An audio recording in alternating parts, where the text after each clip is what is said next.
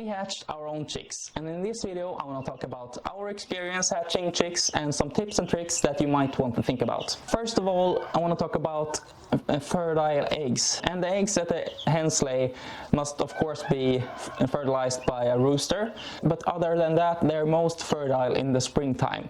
It peaks around Easter and then dies off again. So you want to hatch your chicks in the springtime. And a rooster can cover up to 15 hens, so if you have a bigger flock of hens than that, you might want to add more roosters to get as many fertile eggs as possible. Now that you have your fertile eggs, you need to think about an incubator. A very important thing to think about is that you have to turn the eggs 3 to 5 times each day. So if you know that you won't be able, maybe you're away or maybe you have very much to do, you want to get an incubator that turns the eggs automatically. And if you want to go with a cheaper one that doesn't do this, you need to be sure that you can turn the eggs every day 3 to 5 times each day. And then you want to think about the temperature. You want to set it to 37.5 degrees Celsius. But it can vary a bit. We even had a power outage, so they were without heat for a few hours before we could move them to another place that had electricity. But most of them survived anyway. One very important thing if this happens is to not open the lid. And if it takes a long time, you can even warm a water bottle or something like that and lay it in there with eggs. Just be quick when you open it so you don't let all the heat out.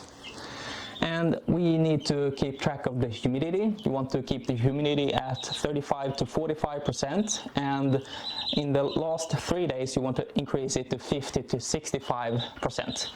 And that is because when they're hatching, it can be a very long process and you don't want them to dry up. When they're hatching, you're gonna hear them chirping and picking at the inside of the egg.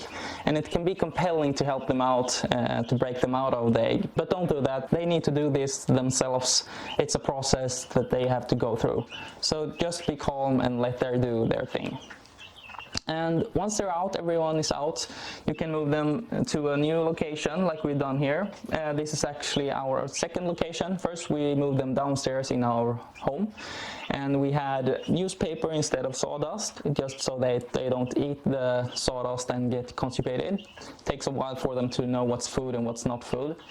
And you want to think about the height of the heat lamp here. So if you see that everyone is piled together under the heat lamp and are there almost all the time, it might be too high up and they're freezing.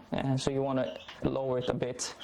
But if you instead see that they're always spread out and never under the lamp, it can be a bit too hot for them. And especially if you have a small room or a small enclosure where you keep them, it can easily get too hot and they might overheat and die. So you have to check out and adjust the lamp accordingly to how the chicks are behaving. And the water bowl.